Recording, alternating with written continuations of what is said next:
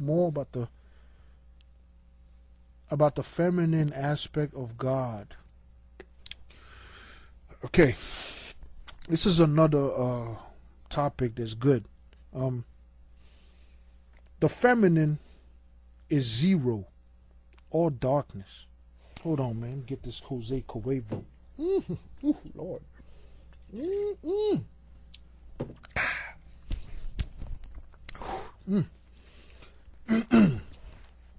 Man,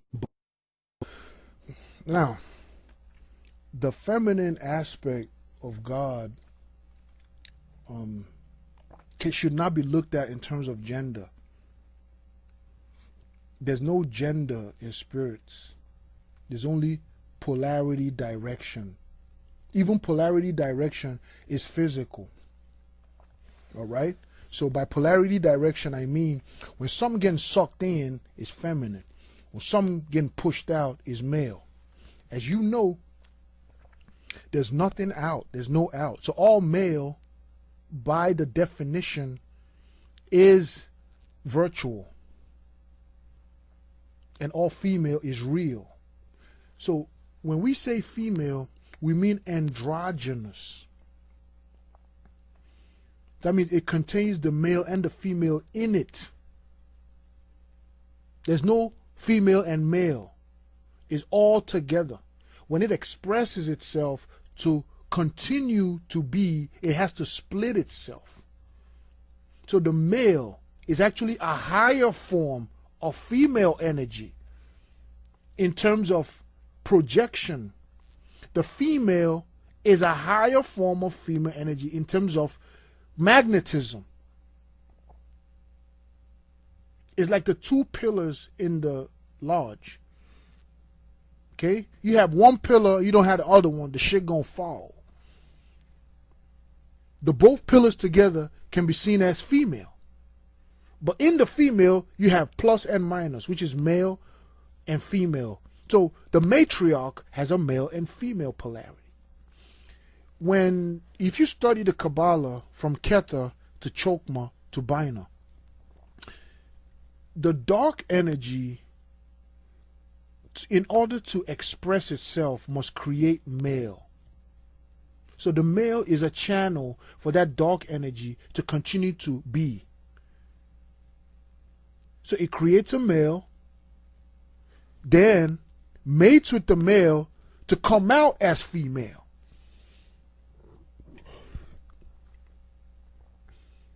You feel me? So the females walking around today on earth is not females. They have male and female androgynous beings at the root of it. They are more advanced species. We're not even the same species with women. They're different species. We male are different species, even though we're all human. All right? So the female aspect of God contains the male element and the feminine element together, which is in the darkness, which is the all. So you see in Egyptology, the forces of God are feminine, because the feminine has man and woman in it. So when the moment it tries to express itself now into a virtual reality, it's got to create a light, because that's the only way you know there's darkness, if there's light. It's got to create a male. That's why it's carrying it, where Isis is carrying the sun. The sun is full grown. It's not a baby child on her lap. It's a full grown man she's carrying, but smaller. So a good way to look at it is like your sun is powered by a black hole.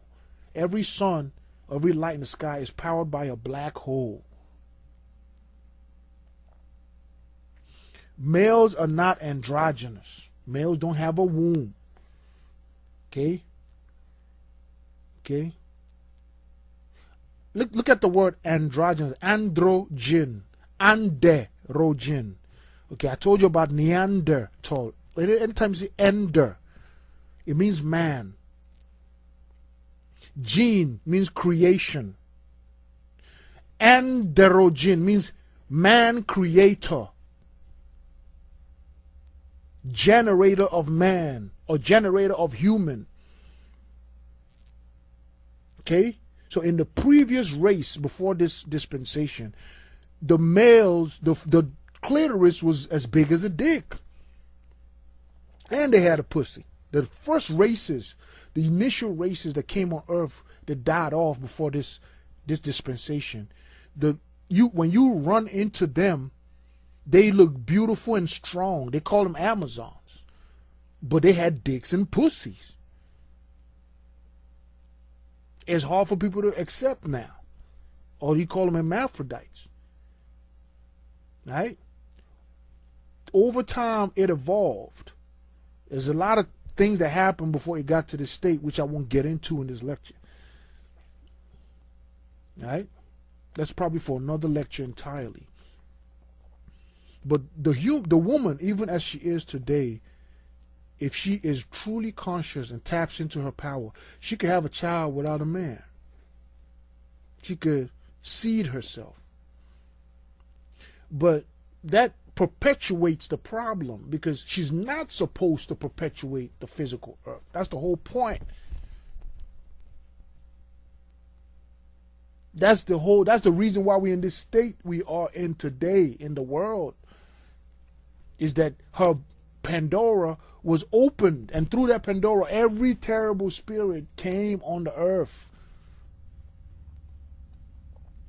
Her birth process was supposed to be spiritual birth, not animal.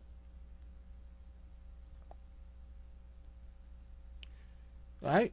So I was born by a woman. You was born by a woman. Every motherfucker that's suffering on this earth came out the pussy. And look what the fuck the earth is. So if you want to solve earth problem, you need to close that door. Or else anything. And that's just the truth. That's what whole Prometheus, Pandora, that's what Christ dying on the cross means. That's what the Exodus, leaving Egypt, going to a promised land mean. That's what all that shit means. Alright? Alright. So, what else?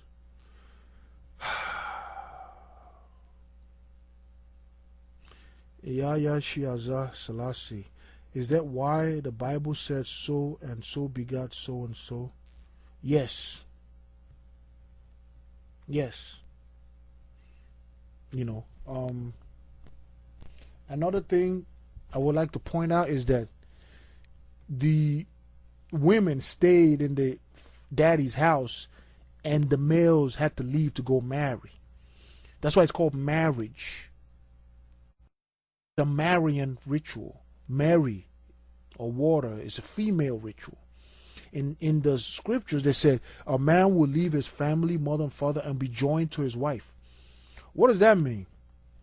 You're going to leave your daddy house and all the comfort, and you're going to go to that woman's house and be her husband in her house. You move in with them.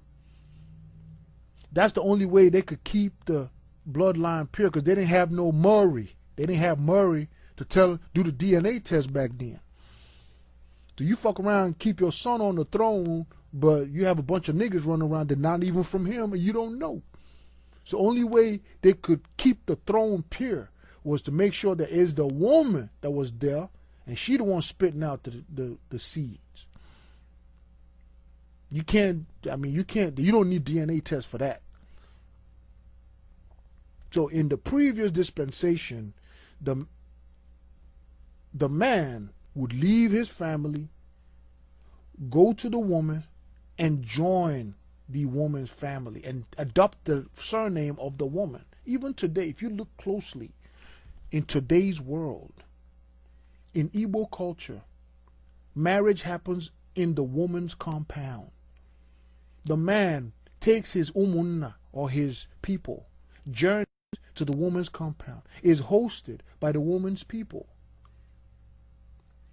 The woman then collects a glass of wine from her dad, looks for her husband in the crowd, kneels in front of him and offers him the wine.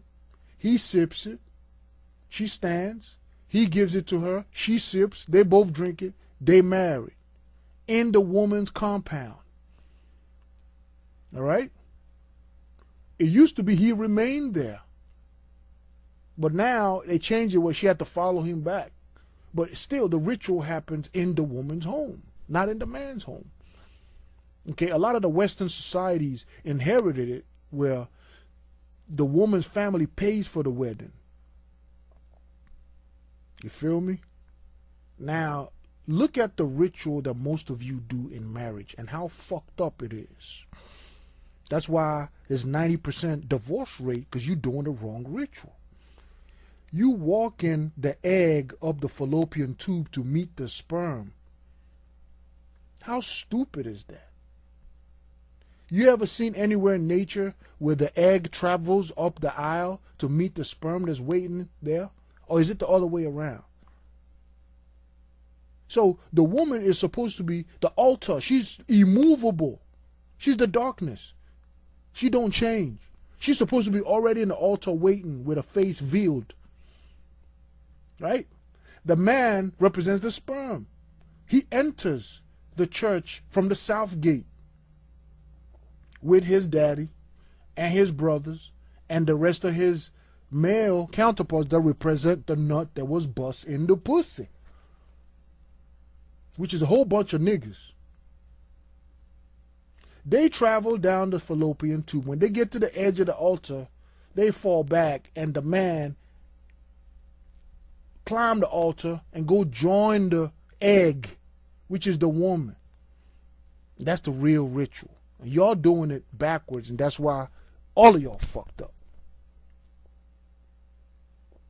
There's nowhere in nature where the egg travels up the tube and meets the sperm that's waiting there. That shit is stupid. What the fuck type of ritual is you doing? But, you know, because most people don't think we inherited these things. We're not really thinking it through. We're just following and doing shit. The woman is immovable. That's darkness. You don't change. Light changes to different colors, different hues. Darkness is darkness, period. Feel me? So when you do your wedding, do it right. The woman sits. The woman can never be walked up the aisle. That is stupid. The woman waits in the aisle with her peoples, or maybe alone. The man and his people walk up the aisle. When they get to the edge, the man that's the real husband get up on the altar and goes into the egg and fertilizes the egg by putting the ring on the finger. That's it's ceremonial magic. Don't think you just doing it and ain't gonna have no effect on you. Don't think the way that you take your pictures after the wedding ain't gonna have no effect on you. You ever seen Donald Trump's wife standing on his left side? Take a close look at this. You ever seen Michelle Obama standing on Barack's left side? Look at the Kabbalah tree of life. Which side is the female? Which side is the male?